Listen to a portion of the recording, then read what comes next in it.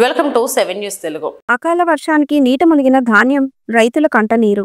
ఎన్టీఆర్ జిల్లా విజయవాడ రూరల్ అంబాపురం మరియు నైనవరం గ్రామాల్లో ధాన్యం కోసి ఆరబోసిన రైతులు ఉదయం చూసేసరికి తడిచిపోయిన ధాన్యం, నిన్న కురిసిన అకాల వర్షానికి ఆరబెట్టిన ధాన్యం నీట మునక. కొంత ధాన్యం నీరుతో కాలువలోకి కొట్టుకు వెళ్లిన వైనం.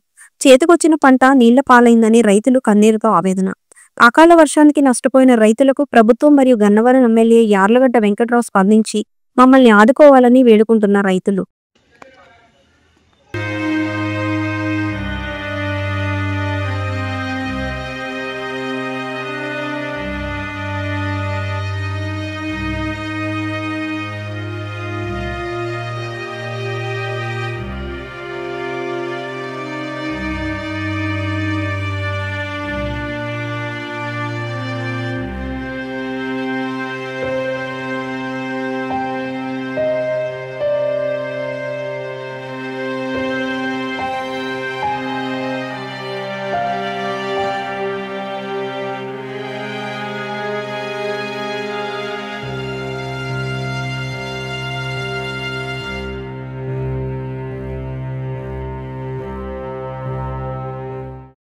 మాది అమ్మాపురం అండి. 5 ఎకరాలు ధాన్యం కోసానండి నేను.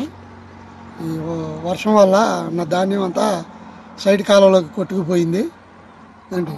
దయచేసి మరి గౌరవనీయులైన చంద్రబాబు నాయుడు గారి, ముఖ్యమంత్రి గారికి, ఎమ్మెల్యే గారు